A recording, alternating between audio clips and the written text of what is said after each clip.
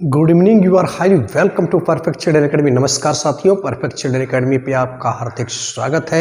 Human physiology के तहत आज हम एक बहुत ही महत्वपूर्ण आर्गन की बात करेंगे जो मिक्स्ड आर्गन है और जो हमारे डायबिटीज से भी रिलेटेड है। और जो लोग विद्यार्थी हैं उनके साथ ही साथ जो विद्यार्थी नहीं हैं उनके लिए भी एक लेक्चर काफ़ी महत्वपूर्ण है। तो आइए देर न करते हुए हम लेक्चर की तरफ चलते हैं और इसमें हम देखेंगे कि किस तरह से मधुमेह हो जाता है, तो किन कारणों से मधुमेह रोग हो जाता है और उसमें किस तरह से लोगों को भूख, प्यास और यूरिन ज़्यादा निकलता है। वो कौन सी चीज़ें हैं जो उसको कंट्रोल में लाती हैं, इन सारी चीज़ों के बारे में हम जानेंगे। इंसुलिन क्या है, ग्लूकागॉन क्या है, और हम डेल्टा हार्मोन की बात करेंगे, डिफरेंट टाइप्स ऑफ हार्मोन की बात करेंगे, उनकी कंट्रोलिंग की बात करेंगे। तो आइए देर न करते हुए हम सीधे लेक्चर की तरफ चलते हैं। इन सारे प्रश्नों के जवाब के लिए आप लेक्चर के अंत तक बने रहिए। आइए देखते हैं पैंक्रियाज। पैंक्रियाज या जिसे हम अग्न्याशय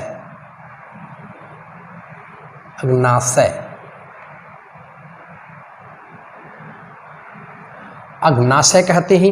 ये पैंक्रियाज या अग्नाशय हमारे शरीर की जो सबसे बड़ी ग्लैंड, हमने देखा था लीवर के बारे में, पिछले लेक्चर में हमने बात की है कि लीवर क्या है और उसके फंक्शन के बारे में बात किया था। आज इसके फंक्शन को हम ट्रिकली बिल्कुल समझाएंगे, ट्रिक के माध्यम से जो आपके दिमाग में बिल्कुल सेट हो जाएगा। तो ये लीवर के बाद दूसरी सबसे बड़ी इंडोक्राइन ग्लैंड है, इस बात को याद रखिएगा। और ये कहाँ सिचुएटेड होती है, आप देखेंगे कि जो हमारा आमाशय है और आमाशय के बाद जो छोटी आंत है जिसे हम ड्यूडिनम कहते हैं, जो यू शेप बनाती है, तो उसके दोनों जो आर्म है, जो दोनों भुजाएं हैं यू शेप की, उसमें ये सिचुएटेड होती है। आप इसको देखें, यह हमारा है, ये छोटी आंत का एक पार्ट है जिसे हम ड्यूडिनम कहते हैं, आप जानते हो। और इसका शेप यू आकार का होता है। इसी यू आकार के शेप में यह हमारी ये जो ग्लैंड आप देख रहे हैं यह स्थित है। और ये ग्लैंड कैसी है, अग्नाशय हम देख रहे हैं, हमने अभी देखा कि second largest gland, second largest gland of the body है। और इसका शेप आप देखोगे तो इर्रेगुलर है, इर्रेगुलर है। ऐसा देखिए, लीफ लाइक लग रहा है कि कटी फटी आकृति दिख रही है। ये हमारी इसकी शेप है। और इसकी लोकेशन देखें आप, लोकेशन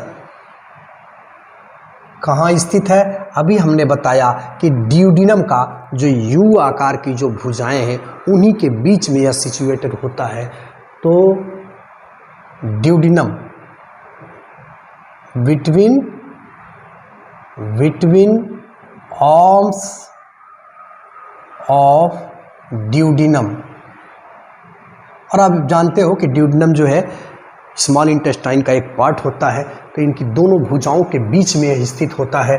और इसका अगर शेप आप देखोगे, शेप किस तरह से दिखता है, तो आप देखो जैसे जे हम बनाते हैं उस तरह से जी दिख रहा है, जे शेप, इसका जे के आकार का इसका शेप होता है। इसकी लंबाई अगर आप देखोगे तो लेंथ जो है 15 सेंटीमीटर, 12 से लेकर के 15 सेंटीमीटर इसकी लंबाई होती है। लेंथ हमने देखा कि लेंथ जो है 12 से लेकर के 15 सेंटीमीटर यह लंबी होगी। और साथ ही साथ अगर इसका हम वेट देखेंगे, वज़न देखेंगे, तो ये हमारा वज़न जो है 60 से लेकर के 90 ग्राम तक ये हमारा इसका वज़न है। इसके कलर की बात अगर आप देखेंगे तो कलर में हम देखेंगे कि येलोइश होता है, yellowish and pinkish, yellowish and pinkish colour का ये दिखता है। और एक बात आप ध्यान रखिएगा कि ये जो हमारी ग्लैंड है ये मिक्स्ड ग्लैंड है, वेरी इंपॉर्टेंट, मिक्स्ड ग्लैंड है। मिक्स्ड का मतलब ये है कि इसका नेचर अंतःस्रावी भी है और बहिःस्रावी भी है।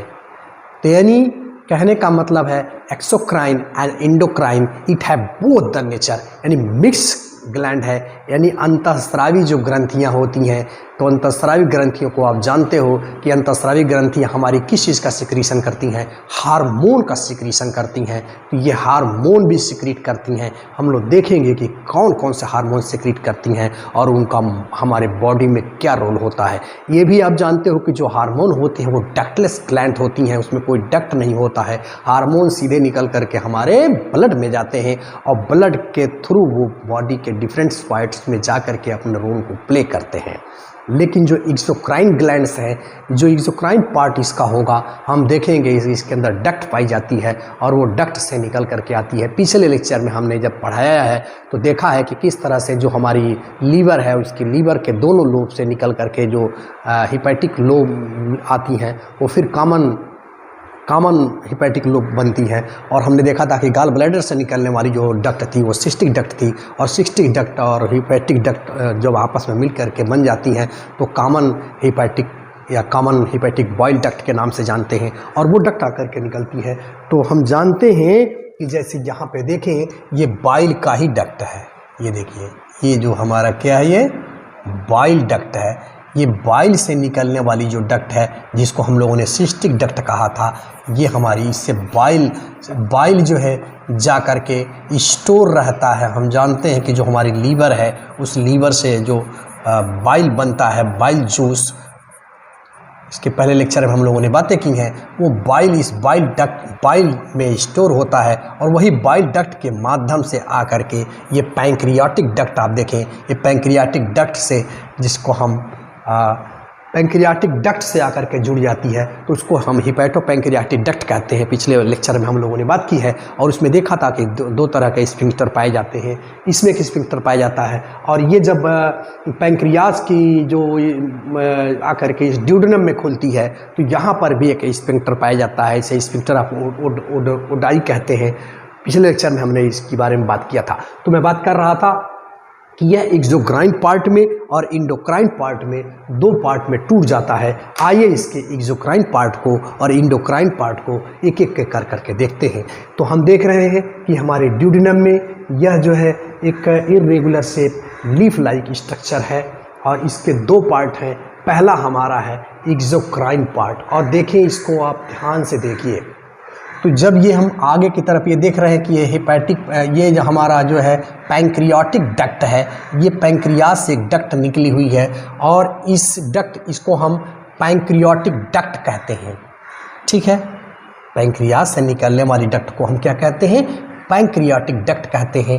अब इस पैंक्रियाटिक डक्ट से दो तरह की चीज़ें निकल करके हमारे सामने आती हैं। यहाँ पे देखिए हमने बनाया है, ये एक्सोक्राइन पार्ट है, यानी बाह्य भाग है इसका। ये एक्सोक्राइन पार्ट आप देख रहे हैं जगह जगह लगे हुए हैं।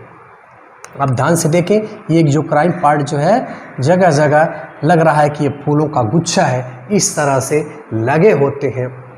तो इस एक्सोक्राइन पार्ट को एक नाम हम देते हैं, या सेल होती हैं विशेष प्रकार की, जिसको हम एसिनर सेल या एसिनाई, सेल्स ऑफ एसिनाई के नाम से जानते हैं। अब इसको देखेंगे, ये सेल्स ऑफ एसिनाई ये बाह्य स्रावी भाग होता है इसमें, इसीलिए आप देख रहे हैं कि डक्ट जुड़ी हुई है। ध्यान से देखिए, इनके सभी के साथ जो है डक्ट यानी नलिकाएँ जुड़ी हुई हैं। ये बाह्य स्रावी होता है, जिसको हम एसिनर सेल कहते हैं। और ये एसिनर सेल जो है different types of digestive enzyme secrete करती हैं, और यह डाइजेस्टिव इंजाइम जो है हमारे पैंक्रियाटिक डक्ट में यह चला जाता है, और यहाँ से आकर के ये ड्यूडेनम में चला जाता है। और हम जानते हैं कि जो भोज्य पदार्थ अभी हमारा आमाशय से चला आ रहा था, जिसका माध्यम एसिडिक था, और ये बाइल और ये सारी चीज़ें मिलकर के उसको बेसिक बनाती हैं और डाइजेशन में महत्वपूर्ण रोल प्ले करती हैं। अभी हम लोग देखेंगे कि ये जो बहिस्रावी ग्रंथियाँ हैं, इनसे जिसके अंदर डक्ट पाई जा रही है हमारे पैंक्रियाज का या अग्नाशय का, वो कैसे महत्वपूर्ण रोल प्ले करती है हमारे डाइजेशन में। और दूसरे पोर्शन को हम देख रहे हैं कि इन्हीं में देखें आप, ऐसी ग्रंथियां भी दिखाई आपको ये दे रही हैं जिसके अंदर कोई भी डक्ट नहीं है। आप ध्यान से देखें, इसके अंदर कोई भी, यहाँ देखिए ये कोई डक्ट नहीं है, ये डक्टलेस ग्लैंड है। यही हमारी इंडोक्राइन पोर्शन है, और यही इंडोक्राइन पोर्शन जो है हार्मोन सीक्रेट करता है। तो ये हार्मोन हमारे जो है एंडोक्राइन ग्लैंड का भी इस तरह से हम देख रहे हैं कि हमारा अग्नाशय बहिस्रावी और अंतःस्रावी दोनों ग्रंथियों का एक मिश्रण सा है। तो यहाँ देख रहे हैं डक्टलेस है, इसमें कोई डक्ट नहीं है, ये स्रावित करती हैं हार्मोन और इनकी इसीलिए हम इस पोर्शन को एंडोक्राइन पोर्शन कहते हैं। और इसमें देखेंगे कि ये चीज़ें लगता है कि क्लस्टर ऑफ सेल्स होती हैं। इन क्लस्टर ऑफ सेल्स को आइसोलेट ऑफ लैंगरहैंस कहते हैं, लैंगरहैंस की दीपिकाएँ कहते हैं। इसके बारे में सबसे पहले अध्ययन लैंगरहैंस नाम के साइंटिस्ट ने किया था। उन्हीं के नाम पर इसको आइसोलेट्स ऑफ लैंगरहैंस कहते हैं, यानी लैंगरहैंस की दीपिकाएँ कहते हैं। ऐसा लगता है कि एक सागर के अंदर द्वीप समूह ये पड़े हुए हैं, इसीलिए इनको आइसोलेट ऑफ लैंगरहैंस के नाम से जानते हैं। और इनको हम देखेंगे कि ये हार्मोन सीक्रेट करती हैं। देखें आप, कहीं भी इनमें डक्ट नहीं है, ये हार्मोन सीक्रेट करती हैं और यही हार्मोन सीधे हमारे ब्लड के अंदर मिल जाते हैं और ब्लड के थ्रू बॉडी के डिफरेंट पार्ट्स में जा कर के अपने डिफरेंट साइट पे जा कर के अपने एक्टिविटी को परफॉर्म करते हैं। तो ये हमारा है एंडोक्राइन और ये रहा हमारा एक्सोक्राइन। तो हमारे समझ से एंडोक्राइन और एक्सोक्राइन को आप समझ गए। अब हम चलते हैं, एक एक को करके देखेंगे। सबसे पहले हम एक्सोक्राइन की बात करेंगे, फिर हम एंडोक्राइन की बात करेंगे और उसके बाद से हम देखेंगे कि what is the role, what is the important function of pancreas, ये भी हम देखेंगे। तो आइए सबसे पहले हम ये जो हमारा एक्सोक्राइन पार्ट है इसको हम देखते हैं कि वो हमारा क्या काम करता है। देखिए, जो हमारा एक्सोक्राइन पार्ट, एक्सोक्राइन जो पार्ट है ये हमारा, आप जानते हैं कि ये 90 से लेकर के 98% भाग ये बहिस्रावी भाग ही होता है और इसी से पैंक्रियाटिक जूस निकलता है। इसके शेप को आप देखिए तो पिरामिडल शेप होता है, मतलब बेस जो है चौड़ा होगा और ऊपर की ओर जा करके ये पतला होता चला जाता है। तो ये हमारा है एक्सोक्राइन पार्ट। अब हम देखेंगे सबसे पहले एक्सोक्राइन पार्ट को और एंडोक्राइन पार्ट के। हम देख रहे हैं कि ये एलोइस क्लस्टर ये सेल्स होते हैं, इन्हीं क्लस्टर सेल्स को आइसोलेट्स ऑफ लैंगरहैंस कहते हैं। अभी इसके बारे में हम जानते हैं। सबसे पहले हम एक्सोक्राइन पार्ट की बात करते हैं। तो एक्सोक्राइन पार्ट में आप देखेंगे ये जो एक्सोक्राइन पार्ट है, ये सेल जो दिख रही है जो पिरामिडल शेप है, ये क्या करती हैं?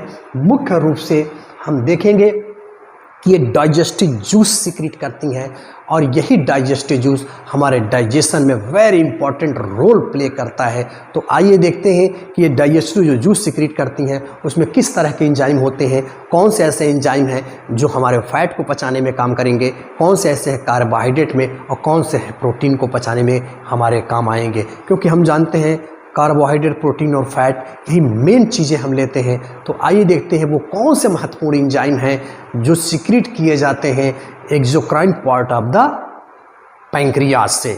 तो देखिए, सबसे पहली बात हम करते हैं एमाइलेज। ये जो है एमाइलेज या एमाइलोप्सिन कहते हैं। ये एमाइलेज या एमाइलोप्सिन क्या करता है? हम लोग जानते हैं कि हमारे मुंह में जब हम कार्बोहाइड्रेट लेते हैं तो सलेवरी ग्लैंड्स के बारे में पिछले लेक्चर में हमने बात किया था कि तीन पेयर हमारे बॉडी के अंदर सलेवरी ग्लैंड्स पाई जाती हैं।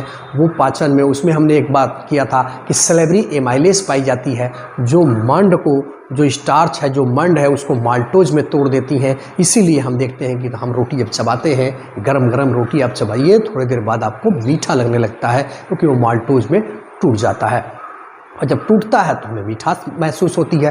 तो देखिए, जब हम मुंह में खा रहे हैं कार्बोहाइड्रेट तो सलेवरी एमाइलेज यहीं से पाचन शुरू होने लगता है। तो सलेवरी एमाइलेज उस पर काम करती हैं और वो माल्टोज में टूटता है शुगर में, तो मीठा लगने लगता है। लेकिन होता क्या है, कई बार पूरा और रिमेनिंग जो कार्बोहाइड्रेट है उसके पाचन में ये एमाइलेज या एमाइलोप्सिन जो है रिमेनिंग कार्बोहाइड्रेट जो भी होता है उसको शुगर में कन्वर्ट करने में महत्वपूर्ण रोल प्ले करती हैं। तो ये हमारा पहला एंजाइम इस अग्नाशय से जो एक्सोक्राइन पार्ट है उससे सेक्रेट होता है। इस बात को आप याद रखिएगा। अब हम चलते हैं दूसरा, लाइपेज। या स्टेप्स लाइपेज या स्टेपियसिन इसको नाम देते हैं। हम जानते हैं कि हमारे भोज्य पदार्थ में जो फैट है उस फैट को ये क्या करते हैं, फैटी एसिड में तोड़ देते हैं, फैटी एसिड एंड ग्लिसरॉल में तोड़ देते हैं, जिसके कारण हमारी जो ब्लड सेल हैं और जो लिम्फ है उसको बड़े आसानी से एब्जॉर्ब कर लेती हैं। तो ये दूसरे एंजाइम को आप याद रखिएगा। अब हम चलते हैं तीसरे प्रकार के एंजाइम की बात, जिसे हम ट्रिप्सिन या काइमोट्रिप्सिन कहते हैं। ये हमारा क्या करता है, ट्रिप्सिन या काइमोट्रिप्सिन, आप जानते हैं कि जो प्रोटीन है हमारी, उस प्रोटीन के जो प्रोटीन अच्छी तरह से अभी हमारे स्मॉल इंटेस्टाइन के अंदर उसका कंप्लीट डाइजेशन नहीं हुआ है, उसके कंप्लीट डाइजेशन में वेरी इंपॉर्टेंट रोल प्ले करते हैं। तो ये रहा हमारा exocrine part of the pancreas, जिसमें हमने देखा कि different types of enzyme secret हो रहे हैं और हमारे भोज्य पदार्थों के कंप्लीट डाइजेशन में महत्वपूर्ण भूमिका निभाते हैं। अब हम चलते हैं, देखते हैं दूसरे की तरफ हम चलते हैं। ये जो मैं बात कर रहा था, isolate of cluster of cells पाई जाती हैं। इसको आप देखेंगे कि ये क्लस्टर ऑफ सेल जो है नियर अबाउट 90 लाख के करीब हमारे इस पैंक्रियाज के अंदर पाई जाती हैं। तो इससे अंदाज़ा लगा सकते हैं कि इनकी संख्या कितनी है। ये क्लस्टर ऑफ सेल्स को ही हम आइसोलेट ऑफ लैंगरहैंस कहते हैं। ये लैंगरहैंस की द्वीपिकाएँ हैं। इन द्वीपिकाओं को देखें, एक द्वीपिका को हमने यहाँ से ड्रा किया है। अब इसको एक को आप देखिए, इस एक द्वीपिका को देखिए, ध्यान से देखेंगे तो ये इस तरह की आपको दिखाई देती हैं। इसमें आप देखिए कि कुछ सेल आपको ऐसी दिखाई दे रही हैं जो रेड, ये ब्लड वेसल, ये ब्लड सेल है, ब्लड वेसल्स है ये, ठीक है। यहाँ पे आप देखें कुछ सेल आपको इस तरह की दिखाई दे रही हैं जो किनारे पे पाई जा रही हैं। ये देखें, इसको हम अल्फा सेल कहेंगे। अभी हम लोग इसको देखते हैं ये क्या करती हैं। फिर बीच में आप देखें कुछ सेल आपको ऐसे दिखाई दे रही हैं जिसको हम, ये अल्फा सेल आप देख रहे हैं कि पेरीफेरी पे पाई जा रही हैं, ठीक है। बीटा सेल, दूसरी प्रकार की जो सेल हमको दिखाई दे रही हैं, ये बीटा सेल हैं। आप देखें ये थोड़ी सी बीच में पाई जा रही हैं। और इसके अलावा कुछ सेल ऐसी हैं जो डेल्टा सेल या गामा सेल पाई जा रही हैं। ये तीन तरह की मुख्य सेल पैंक्रियाज पॉलीपेप्टाइड भी पाई जाती है, लेकिन ये तीन महत्वपूर्ण है, alpha cell, beta cell, gamma cell या डेल्टा सेल इसके अंदर पाई जा रही हैं। तो ये एक हमारा जनरल सा स्ट्रक्चर है। जहाँ तक अल्फा सेल की हम बात करेंगे तो अल्फा सेल हमारी देखेंगे कि जितना भी ये आइसोलेट्स ऑफ लैंगरहैंस है, वो यानी उसकी द्वीप कोशिकाओं का जो समूह है उसका लगभग जो है 15 से 20% हम देखेंगे कि अल्फा सेल होती है और ये पेरीफेरी पे पाई जाती है। फिर हम बीटा सेल की जब बात करेंगे तो बीटा सेल हमारी जो है 70% जो है इस आइसोलेट्स ऑफ लैंगरहैंस की भाग बनाती है। और जब हम डेल्टा सेल की बात करेंगे तो 5 से लेकर के 10% तक की ये हमारी सेल होती है। और जैसे ही हम पीपीटी की बात करेंगे तो हम देखेंगे कि लेस देन 5% होता है। तो ये एक हमारा जनरल सा ओवरव्यू है। अब हम लोग इसके यानी जो ये हार्मोन सीक्रेट करती हैं आइसोलेट ऑफ लैंगरहैंस, अब इन हार्मोन को एक एक करके हम देखेंगे और देखेंगे कि कैसे हमारा महत्वपूर्ण रोल प्ले करती हैं और किन किन इनके कमी या ज़्यादा से कौन कौन सी बीमारियां हमारे शरीर में हो जाती हैं।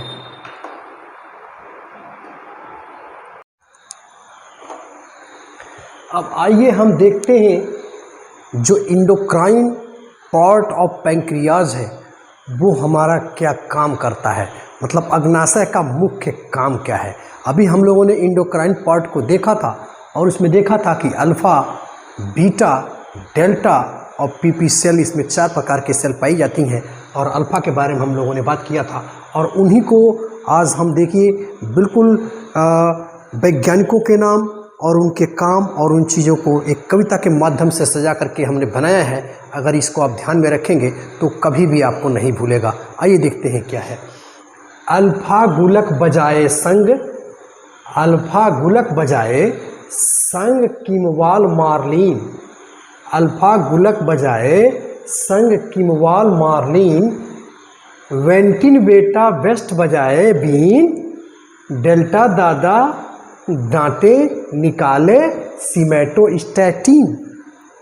इसका मतलब देखें, अल्फा गुलक बजाए संग किमवाल मार्लिन, मतलब जो हमारी एंडोक्राइन सिस्टम है, जो पहला अल्फा जो सिक्रीट करती है, अल्फा से अल्फा इसको हम कहते हैं, और हम जानते हैं कि यह 15 से लेकर के 15% से लेकर के 25% तक टोटल जो हमारी आइसोलेट ऑफ लैंगरहैंस है उसकी ये पाई जाती है। तो अल्फा जो इसका पार्ट है वो क्या सिक्रीट करता है, गुलक माने ग्लूकेगॉन, यानी अल्फा क्या करती है, ग्लूकेगॉन नाम का हार्मोन सिक्रीट करती है।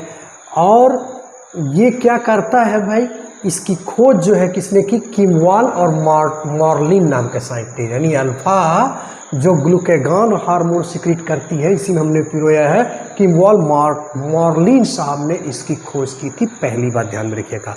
दूसरी बात हमने इसमें लिखा है बेंटीन बेटा बेस्ट बजाए बीन, यानी बेंटीन और वेस्ट नाम के साइंटिस्टों ने बीटा सेल की खोज की थी, यानी इसका जो एंडोक्राइन सिस्टम है बीटा जो निकालता है हार्मोन, जिसको हम बीन से हमें यानी बीटा और बीन माने इंसुलिन, यह इंसुलिन स्रावित करती है। इसकी खोज जो है बेंटीन और वेस्ट नाम के साइंटिस्टों ने की थी, यानी यह बीटा जो सेल होती हैं वह इंसुलिन को सिक्रीट करती हैं। तो इससे आपको याद हो गया होगा। नेक्स्ट तीसरी बात, डेल्टा दादा दांतें निकालने सीमेटोस्टैटिन, यानी जो डेल्टा सेल होती हैं वो क्या करती हैं, सोमैटोस्टैटिन नाम का हार्मोन स्रावित करती हैं। तो इस तरह से हमने वैज्ञानिकों का नाम और इसे निकलने वाले हार्मोन का नाम और इनके नाम को इस कविता के माध्यम से पिरोने की कोशिश की है। मुझे उम्मीद है कि अगर आप इसको सही ढंग से याद करेंगे तो आप वैज्ञानिकों का भी नाम याद रहेगा और कौन सा चीज़ कौन सा हार्मोन निकालता है वो भी याद रहेगा। अब आइए एक एक हार्मोन को हम देखते हैं। पहला हम लेते हैं अल्फ़ा हार्मोन जो है, अभी मैंने इसके पहले लेक्चर में अभी मैंने बताया कि 15 से लेकर के 25% जो है टोटल या लैंगरहैंस आइसोलेट्स का ये हिस्सा बनती हैं। और ये करती क्या है, आइए देखते हैं। अल्फ़ा का मतलब ही है कि ये क्या करेंगी भाई, ये आप जानते हैं कि इंसुलिन जो यहाँ बीटा से सिक्रीट होता है इसके प्रभाव को न्यूट्रलाइज करती हैं। और देखिए अल्फ़ा जी से दिमाग में बैठाइए, अल्फ़ा और जी, जब भी अल्फ़ा और जी से याद रखो दिमाग में, तो दिमाग में करना क्या है, जी फॉर ग्रो होता है, ग्रो से याद रखिए। यानी यह क्या करता है, हमारे शरीर के अंदर यानी ब्लड में जब ग्लूकोज की मात्रा कम हो जाती है, क्योंकि ग्लूकोज से ही हमको एनर्जी मिलती है। और आप जानते हैं कि हमारे ब्रेन को भी चाहे किसी भी पार्ट को ग्लूकोज से एनर्जी मिलती है, और हमारे ब्लड के अंदर जब ग्लूकोज पर्याप्त मात्रा में रहेगी तो हमें पर्याप्त मात्रा में एनर्जी मिलती रहेगी। तो क्या होता है, शरीर के अंदर जब एनर्जी की कमी हो जाती है यानी ग्लूकोज की कमी हो जाती है तो हमारी शरीर प्रॉब्लम फेस करेगी, हमें थकावट महसूस होगा। इसीलिए यह क्या करता है, अल्फ़ा जो है ग्लूकेगॉन नाम का हार्मोन सिक्रीट करता है। यह ग्लूकेगॉन करता क्या है, बॉडी हमारे ब्लड के अंदर ग्लूकोज के लेवल को बढ़ा देता है, यानी बढ़ जाएगा ग्लूकोज ब्लड के अंदर। तो जब बढ़ जाएगा तो हमें हमारी सेल को एनर्जी मिल जाएगी। तो इसलिए यह ग्लूकेगॉन जो है एनर्जी यानी एनर्जी लेवल को बढ़ा देता है ग्लूकेगॉन। तो इसीलिए इसको हम एक आप प्रोसेस पढ़े होंगे, ग्लूकोज को ग्लाइकोजन में बदला जाता है। यानी हमारी जो लीवर सेल है, इसके पहले हमने बताया था कि जब आवश्यकता से अधिक एनर्जी हमारी बॉडी ग्लूकोज ले लेती है तो जितनी ज़रूरत है उतना तो हमारा बॉडी कंज्यूम करेगा, लेकिन एक्स्ट्रा जो होती है ग्लूकोज उसको यह हमारी लीवर सेल जो है संचित कर लेती हैं ग्लाइकोजन के रूप में। तो इसको हम ग्लूकोजिनेसिस कहते हैं। और पुनः ये ग्लूकेगॉन क्या करता है, चूँकि जो एनर्जी हमारी लीवर सेल में संचित है ग्लूकोज ग्लाइकोजन के रूप में संचित है, उस ग्लाइकोजन को पुनः ग्लूकोज में कन्वर्ट कर देती है। इस प्रक्रिया को ग्लूकेगॉन यानी ग्लूकोजिनेसिस कहते हैं। और साथ ही साथ एक चीज़ और आप जानते हैं, इसी के अंदर एक और प्रक्रिया होती है ग्लूकोनियोजिनोसिस, ग्लूकोनियोजेनेसिस पिछले लेक्चर में हमने बताया है कि हमारी लीवर सेल जो है जनरली कार्बोहाइड्रेट से एनर्जी यानी ग्लूकोज को बना करके ग्लाइकोजन में संचित कर लेती हैं और आवश्यकता पड़ती है ग्लाइकोजन को ग्लूकोज में कन्वर्ट करके इस तरह से बैलेंस बनाए रहती हैं। लेकिन कई बार जब ग्लूकोज यानी कार्बोहाइड्रेट नहीं मिल पाता है तो हमारी सेल जो है अमीनो एसिड से मतलब कि ये कहें कि प्रोटीन से और फैट से भी उसको कन्वर्ट कर देती है ग्लूकोज के अंदर।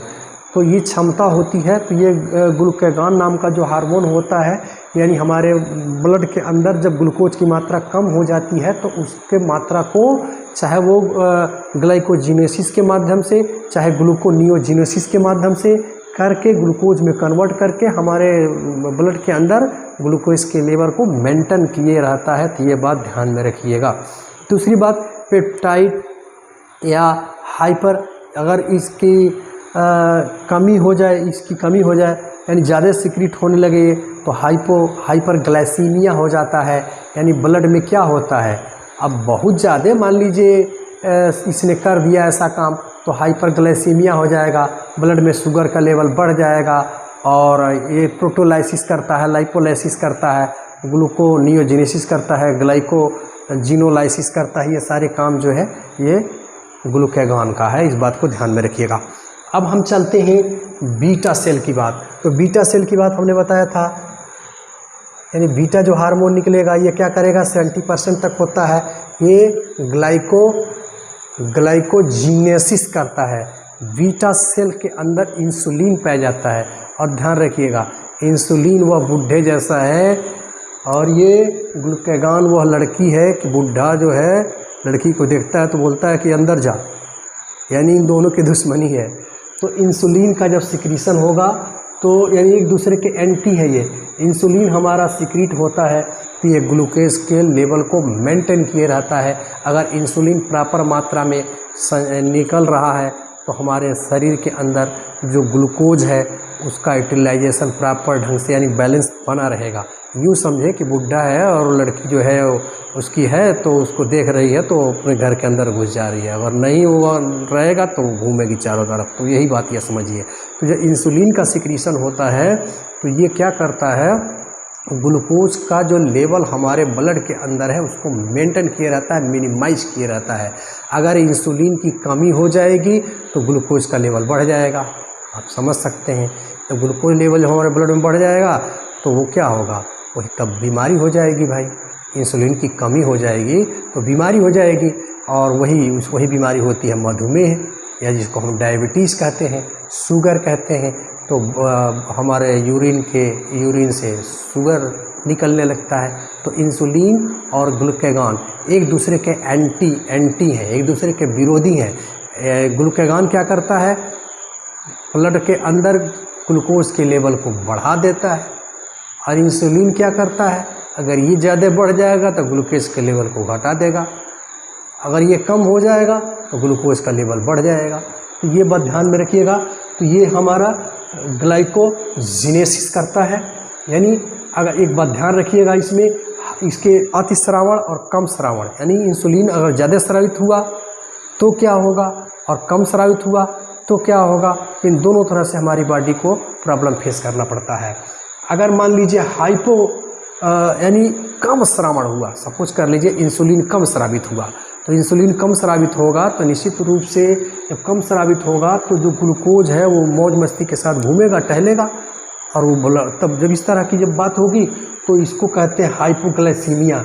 यानी इसमें क्या होता है, हाइपोग्लाइसीमिया ये डायबिटीज़ हो जाता है।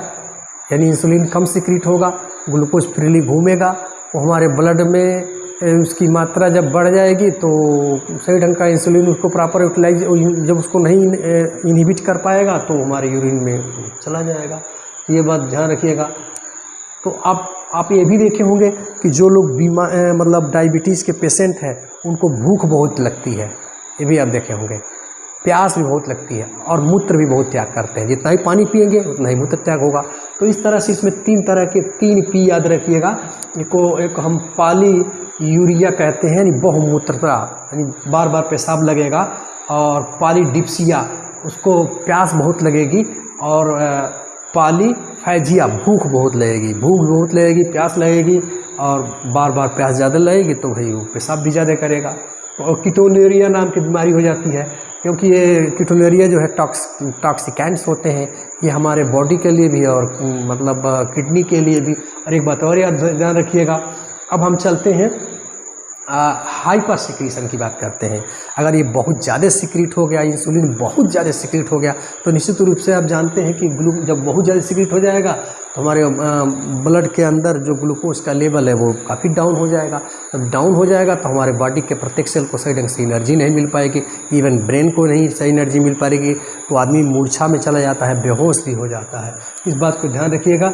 इसको हाइपर ग्लाइसीमिया हो जाता है। इसमें आप देखे होंगे अक्सर शुगर के जो पेशेंट होते हैं उनकी आँख की रोशनी भी ख़त्म हो जाती है, आँख की रोशनी चली जाती है, उनका जो जेनेटल जो रिप्रोडक्टिव ऑर्गन है वो सही ढंग से फंक्शन नहीं कर पाते हैं, नर्वस सिस्टम उनका सही ढंग से फंक्शन नहीं कर पाता है, उनके शरीर में ऐंठन आ जाती है। तो ये बात ध्यान रखिएगा कि ग्लूकागॉन और इंसुलिन एक दूसरे के एंटी हैं। ग्लूकागॉन हमारे ब्लड के अंदर जो है ग्लूकोज के लेवल को बढ़ाता है और इंसुलिन जो है हमारे ब्लड के अंदर ग्लूकोज के लेवल को घटाता है। तो एक दूसरे के एंटी है, ये बात ध्यान में रखिएगा। अब हम चलते हैं नेक्स्ट की तरफ, सोमैटोस्टैटिन। ये हमारा जो डी सेल हमने बात की थी, ये डी सेल जो है सोमैटोस्टैटिन नाम का हार्मोन निकालती हैं। ये काफ़ी महत्वपूर्ण है। अब देखें डी सेल या जिसको हम डेल्टा सेल या गामा सेल, डेल्टा सेल या इसको गामा सेल के नाम से जानते हैं। तो गामा पहलवान क्या होता है भाई? रोकता है। गामा पहलवान तेज थे, लड़ते थे। तो डेल्टा सेल, ये डेल्टा सेल कहें या गामा सेल कहें, ये ऐसी सेल हैं कि ये ग्लूकागॉन और इंसुलिन इन दोनों में लड़ाई मची हुई है। एक जो है बढ़ाना चाहता है, घटाना चाहता है, दोनों आपस में लड़ झगड़ रहे हैं। तो अगर कोई उनको नियंत्रित करने वाला नहीं रहेगा तब तो बवाल ही है। इसीलिए ये डेल्टा सेल या गामा सेल ऐसी होती हैं कि इन दोनों के बीच में बैलेंस बना के रखती हैं, इनको डांटती हैं, फटकारती हैं। इसलिए डेल्टा ज़्यादा डांटते हमने लिखा है।